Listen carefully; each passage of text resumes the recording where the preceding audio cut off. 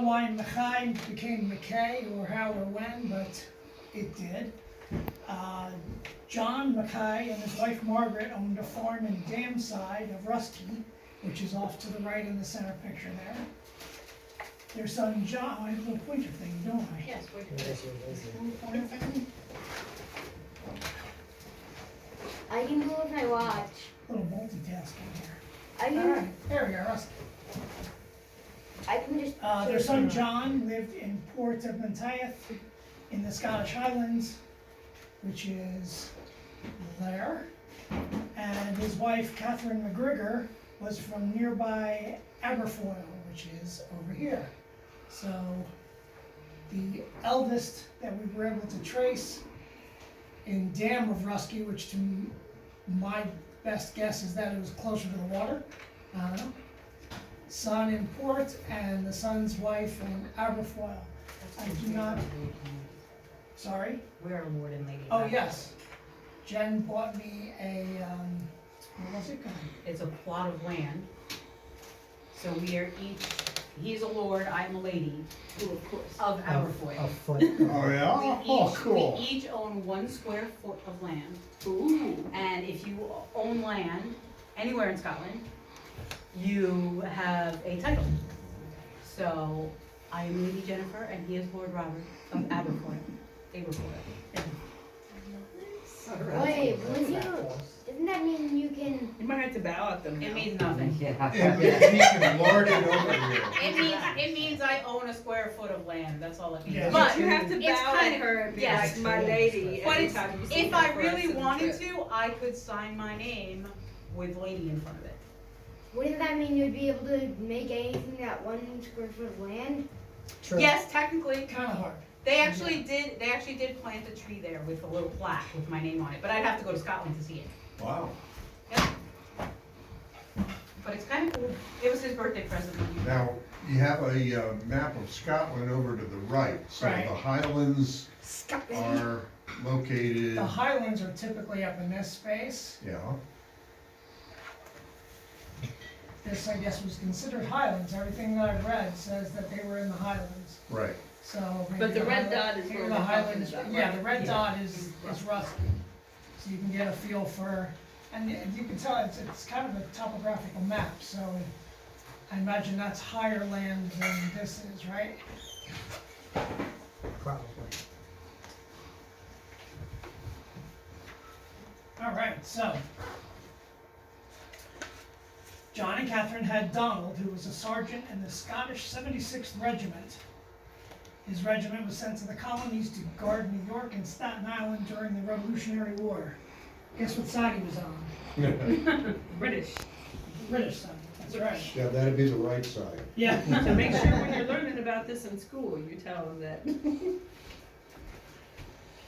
The Light Infantry Battalion of the 76th was sent to Virginia, where they fought the revolutionaries at Bunker Hill in 1775.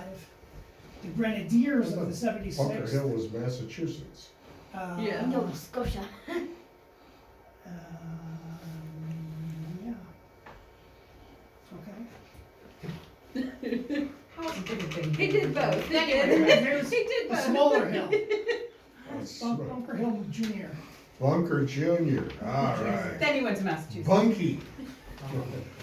There were a million back. Go on, don't listen to him, go on. It's all good. So That's Donald it. was a grenadier, which was defined as grenadier was the guy that threw the grenades. But it was kind of a specialist force. They stayed in New York to defend New York, which became the last stronghold for the British before they were completely kicked out. Right. So following the defeat in the Revolutionary War, the people loyal to the crown, which were the loyalists, fled north to Canada or south to Bermuda.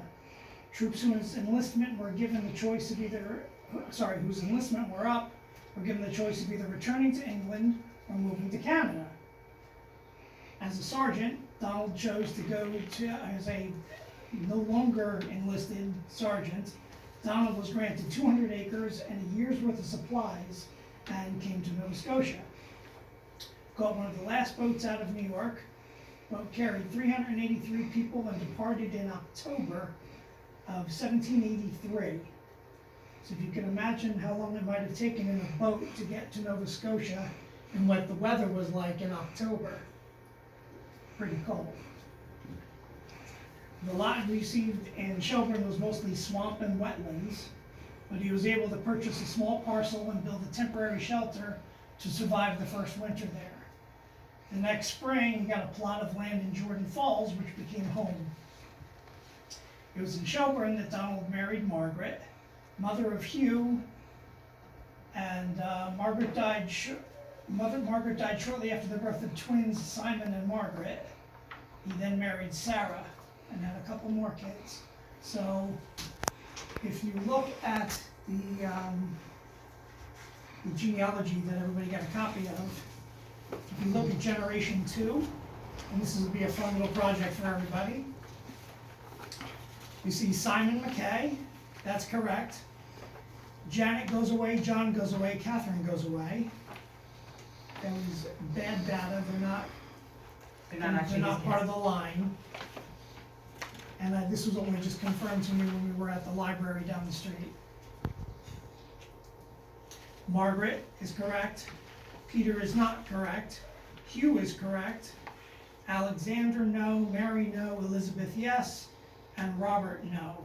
Well, Well, Robert is wrong. There Robert is is a wrong. Robert, but There is a Robert. There's, when he married Sarah, he had Robert George Gordon and Elizabeth Mckay.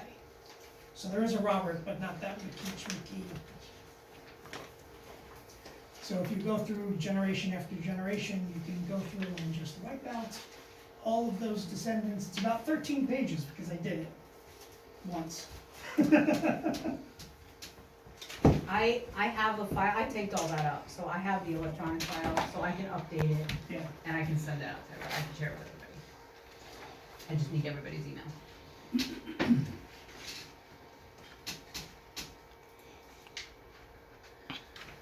So Hugh Mckay, which is where the previous ancestry document began. no.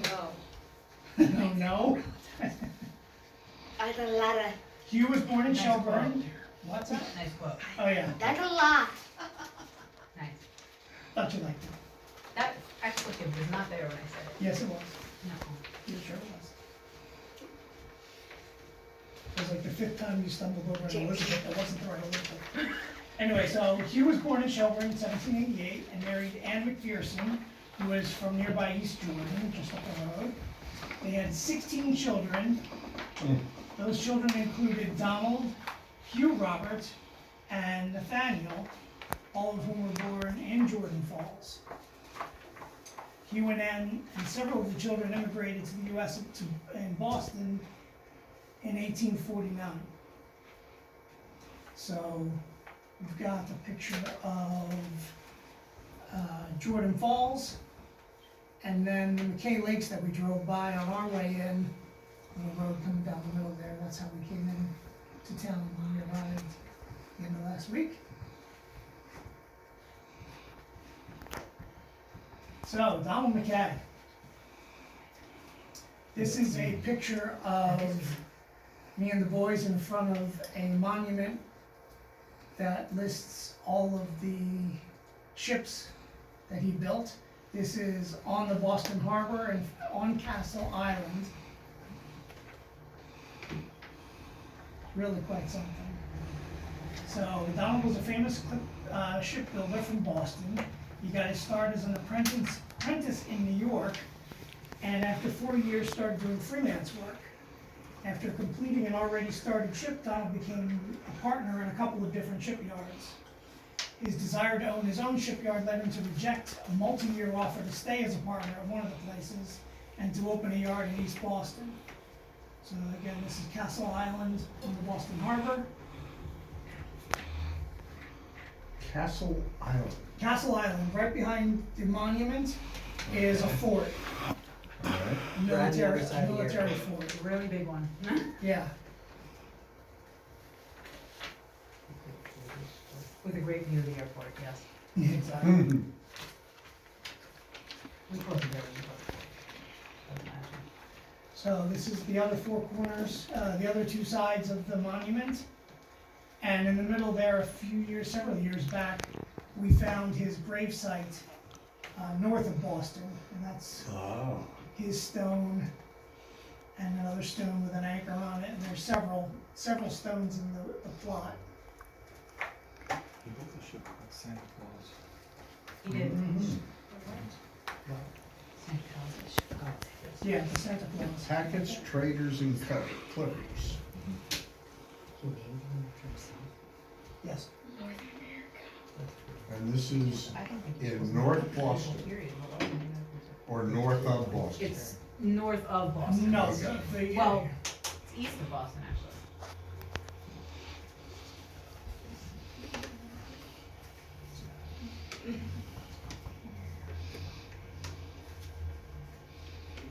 That brewery comes up with every single night. Does it? That brewery comes up with every single night, and it talks about So out. Where's the airport? That's the easiest one. You were right, you just scroll off screen, there's Boston Logan. It's right below Winthrop, at the bottom. It's south. Boston, Logan. Oh, okay, here we go, so It's south. this is Castle Island here. So Not really Fort there. Independence, and right out in front of it is, there we go, Clipper Ship, monument to Donald Mckay. It's not really an island. No, No, No, No, what is it?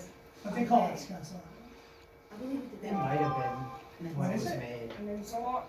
It's a peninsula.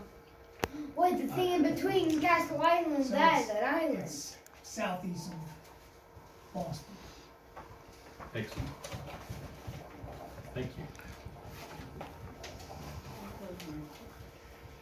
So here are several of the ships. Great Republic. The Great Republic, which Donald is, Mckay, Great Republic Yeah. up here, USS Essex, was the largest clipper ship ever built. ever built. USS Boston Until that declared a time. holiday. Greenwich. The whole town shut down when it launched, so people could go watch it launch. It was mostly destroyed by a fire shortly after being loaded and still in the yard. You know. But it was rebuilt from what was left of it. It burned down to the water line, but they saved the hull and were able to rebuild from there. And it turned out to be a good ship. The Flying Cloud over, thank you. The Flying Cloud here was Donald's most famous clipper ship. It set the world sailing record for the fastest passage between New York and San Francisco, which was 89 days, 8 hours, and held that record for over 130 years, from 1854 to 1989. That's pretty impressive. Champion of the Seas, which is here, set a record for the fastest day's run in 24 hours, 465 nautical miles. And that record stood until nearly 130 years, until August of 1984. They did, there were a couple of military ships here, so you got the USS Adams, USS Axis, which was a steam-powered wooden boat. Yeah. Doesn't seem like a bad idea. Seems like a very bad idea. So on our way here, we stopped and found Freeman Street Park, which has a nice bust of Donald on it and lists many of his ships along the bottom. There's no bottom to a bust. Sure there is. What do you mean? There's no bottom to a bust. What is a bust, Hilliard? The bust is just from like here up, period. If it's a whole sculpture, it's not a bust.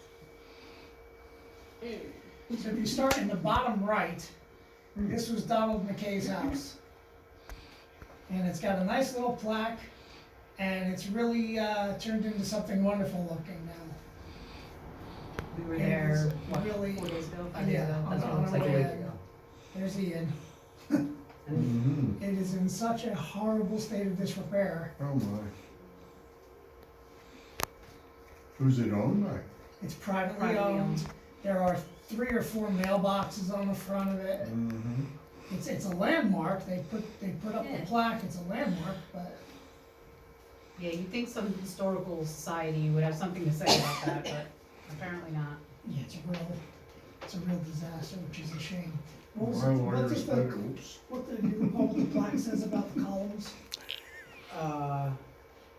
There's 13 of them for the 13 colonies. Don't remember much else.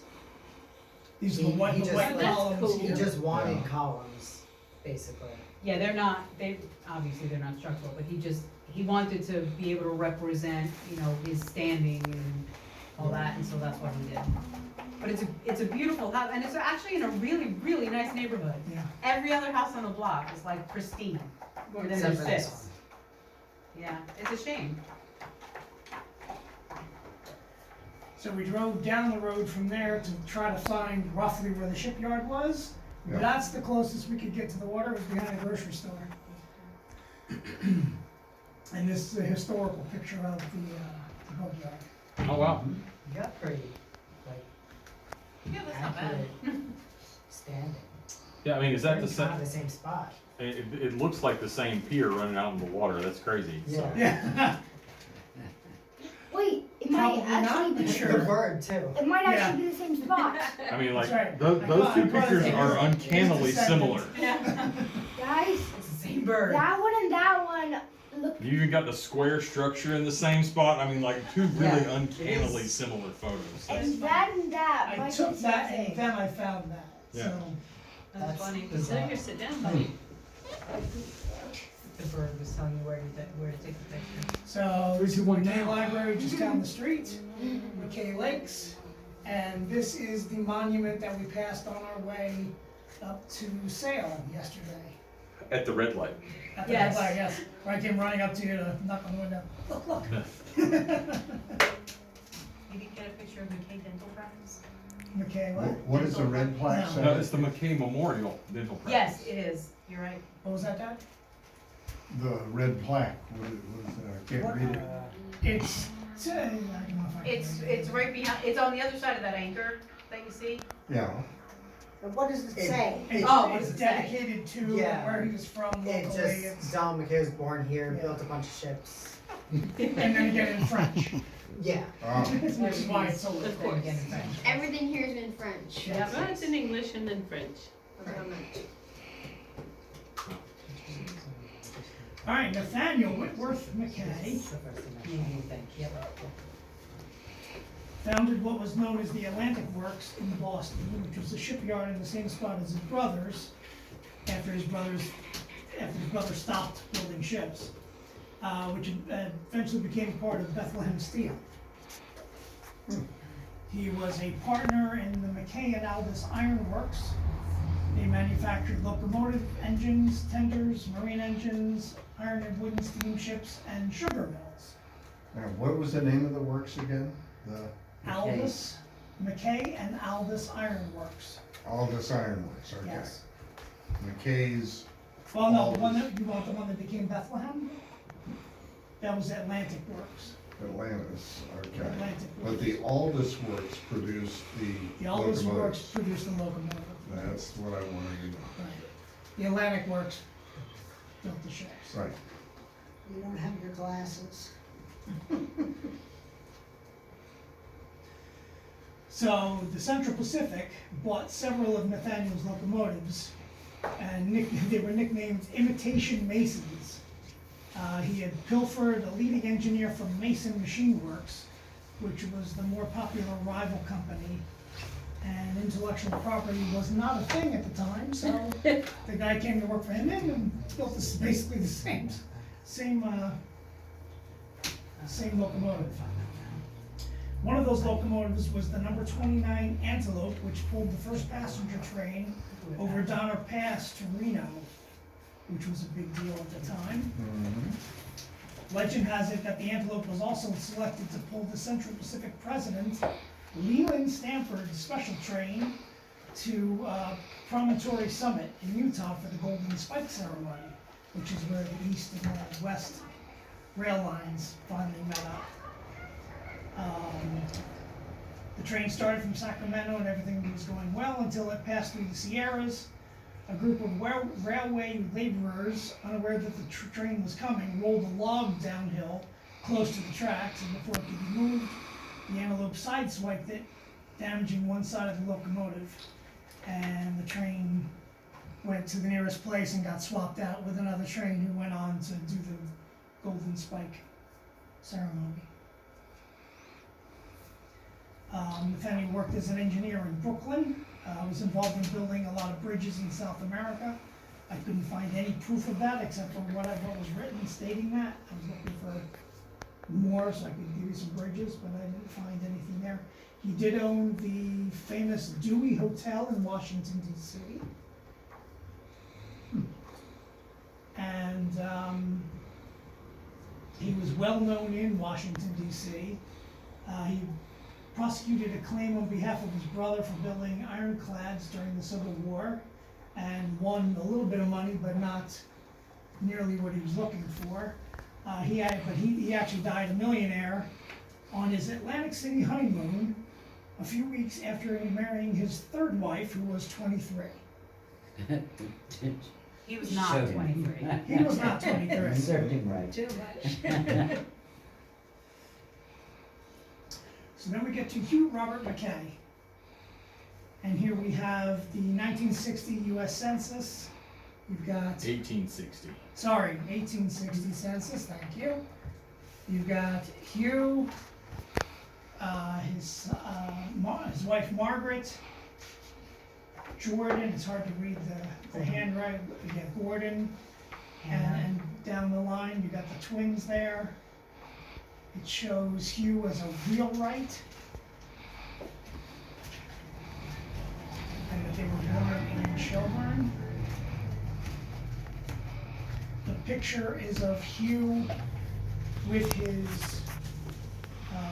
son, Robert.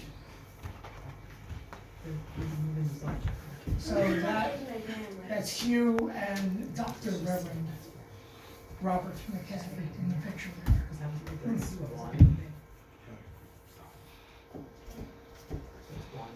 Hmm? And that was That's great. one, yes. Great granddad? That's Robert #1 with his father. So how many greats does that go? That's 5. 5 4 or greats. 5. So Hugh Mckay married Ann McPherson and had Hugh Robert Mckay. Hugh Mckay married Ann McPherson and had Hugh Robert, yes. And Donald and Nathaniel and 13 others. Yes, exactly. Donald Cornelius, that's the Donald. Hugh Robert.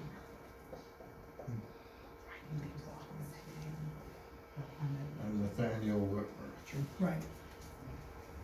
Okay.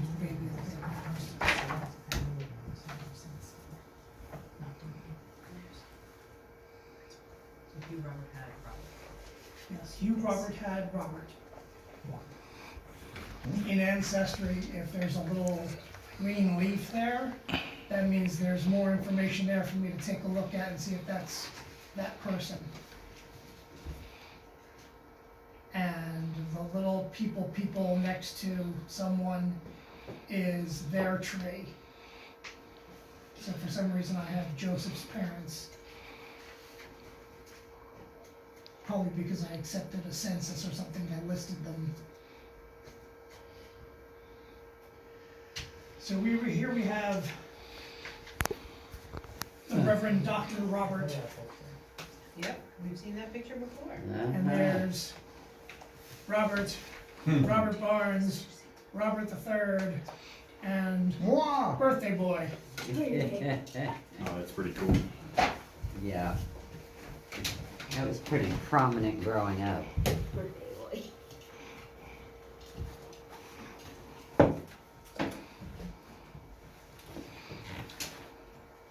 I couldn't find a whole lot of documents. I did find a marriage, it's not exactly a certificate, It was a single line in a register that I split in half and brought down, so clergymen would have come out here. And I could not make out what all of this was. It seems like it says something about groomsmen. But very, It's in The cursive. witnesses. Yeah, you basically just had to have record of the witnesses. okay, so maybe the groomsmen were the witnesses, there you go.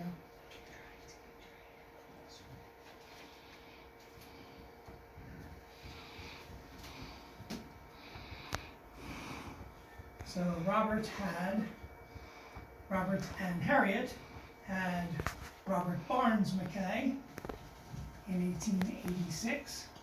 And I was 3 years old. Oh, you were 3 years old. What? No, off.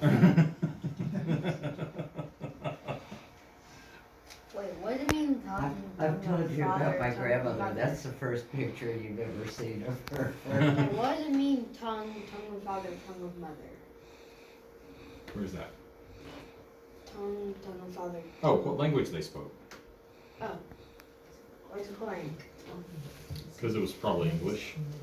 There was probably ditto marks. You see the little 2 dots that are in there? But then I see what's pointing at. Ditto marks. I guess it's all English. That was the portrait that they had done that was put up in the hall. And it was named Mckay Hall. Church right there, 40 years. I think I even went to that ceremony. I loved it. I see Nice what picture of that. mom. Aw, So here we have Robert III and Dorothy. Offspring and significant others. And this cracked me up here.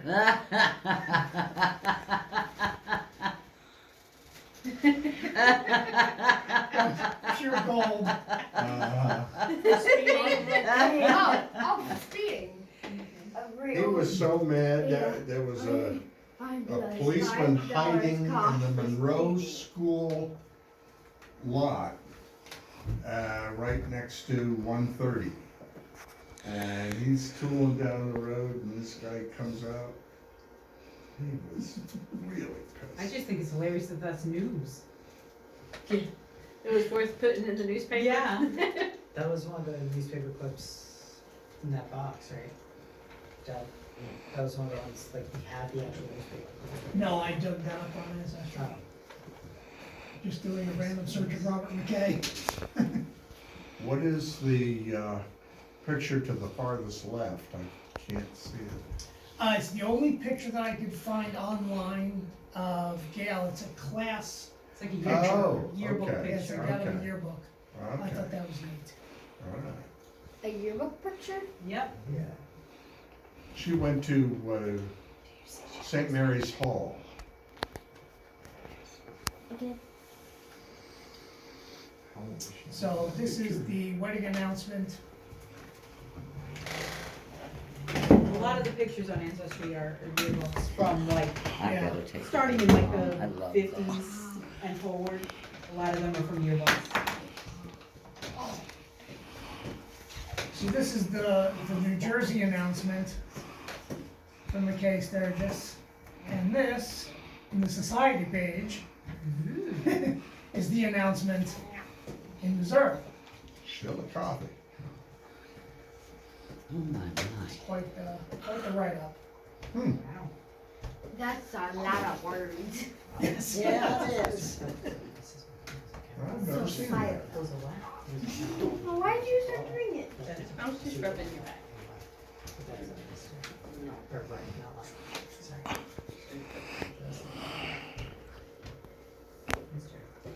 Electrical engineering.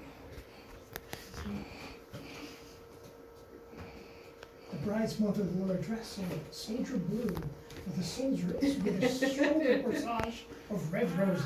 Ooh. Because that's important. Yeah, well, of course it Oh, is. you are. It's the society page. It tells you who the organist was. Does it? Oh, That's that's great. funny. The cousin of the bride was the organist. Wow. so this is, And Ray Darling, which was mother's name. Henry. this is Henry, Robert III's brother. Their wedding announcement, and that's Robert and Henry. Oh, okay. They're so cute. And Granddad was the best man for both Henry and John. Oh, Elsie. What were you gonna say? Oh, the picture on the right looks like it came from the studio in Moorestown that Mrs. Perkins, Aunt Kit's mother and Mariel Perkins' mother, used this one studio all the time.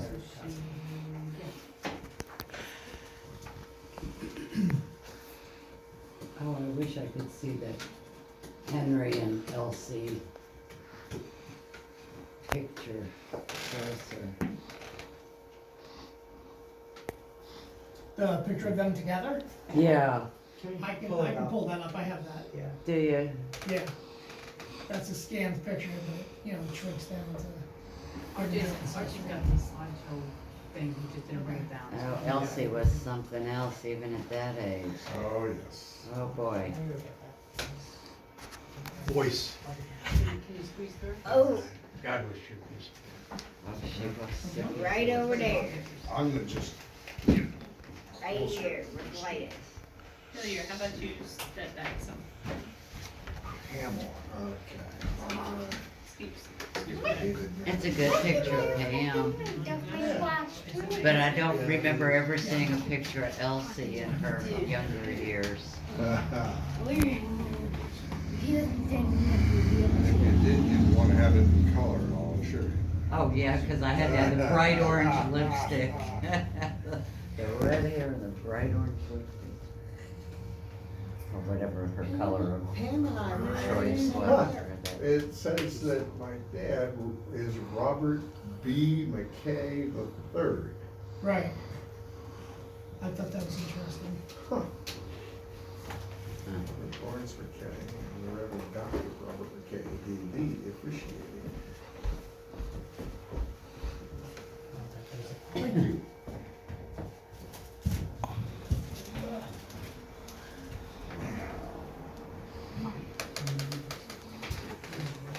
All right, then we have, John Mez. Their wedding announcement and the 1950 census. Oh, I know this was so pretty. And a big old smile.